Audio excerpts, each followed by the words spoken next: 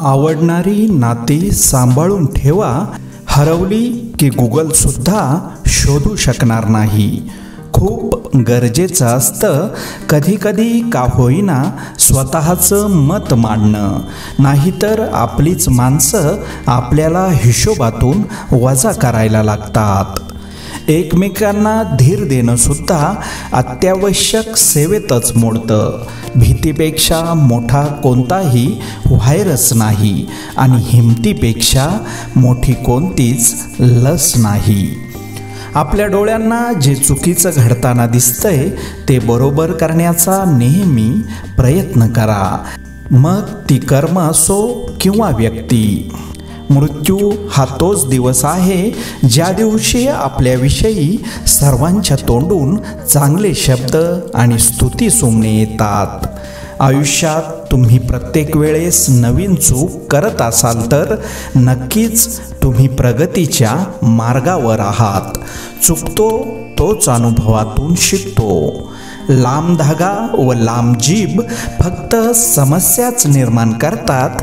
म्हणून धाग्याला गुंडाळून व जिभेला सांभाळून ठेवले तरच आपले जीवन सुखी होईल. रंग पाहून मनुष्याचा स्वभाव शोधू नका.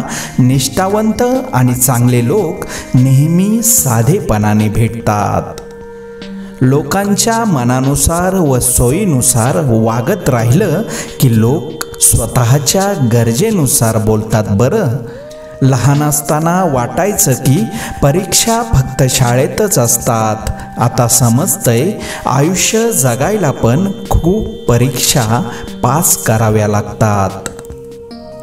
आपल्या आयुष्यात येणारी प्रत्येक व्यक्ती काही ना काहीतरी शिकून जाते आणि जे शिकलं ते साठवून ठेवायला शिका. कुठेतरी कामात येते. बरं, सन्मानाचा दरवाजा एवढा लहान असतो जिथे थोडे झुकल्याशिवाय प्रवेश नसतो. चूक नसतानाही केवळ वाद टाळावा म्हणून घेतलेली माघार हे संयमाचे फार मोठं प्रतीक आहे.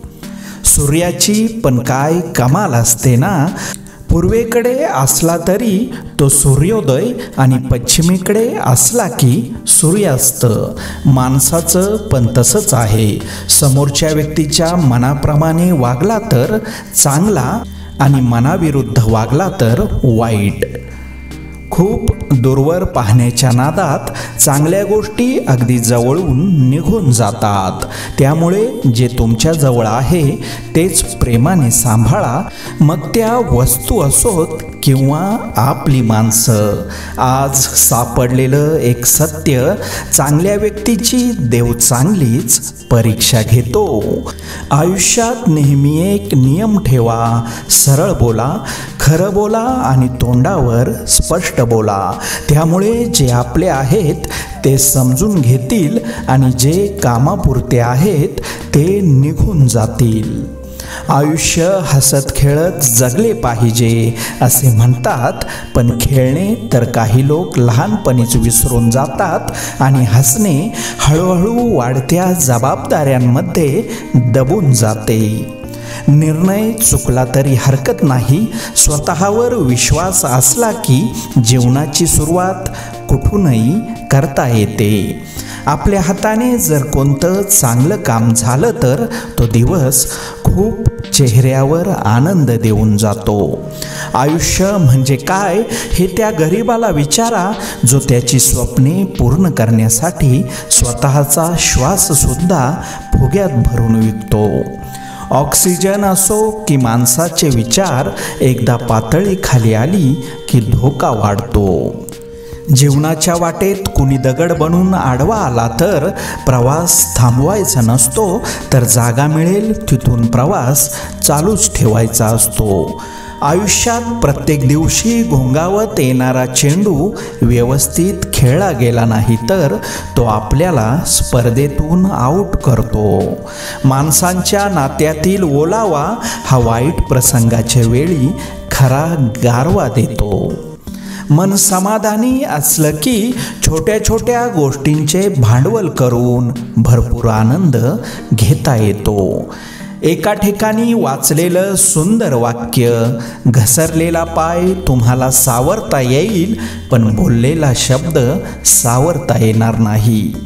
जी गोष्ट मनात आहे ती बोलण्याची हिम्मत ठेवा आणि जी गोष्ट समोरच्या व्यक्तीच्या मनात आहे ती समजून घेण्याची क्षमता ठेवा. पायाचं दुखणं आणि संकुचित विचार माणसाला कधीच पुढे जाऊ देत नाहीत. तुटलेली लेखणी आणि इतरांशी ईर्ष्या स्वतःचं भाग्य लिहू देत नाही. कामाचा आळस आणि पैशाचा लोभ माणसाला मोठं होऊ देत नाही. आपणच खरे आहोत, बाकी सर्व खोटे हा विचार माणसाला माणूस होऊ देत नाही. परिस्थिती विरोधात जाते तेव्हा माघार घेण्याऐवजी संघर्षाची तयारी करा. हे कलियुग आहे. इथे खोट्याला स्वीकारलं जातं आणि खऱ्याला लुटलं जातं. माणसाला सर्वात जास्त राग तेव्हाच येतो जेव्हा त्याच्या खरेपणावर संशय घेतला जातो.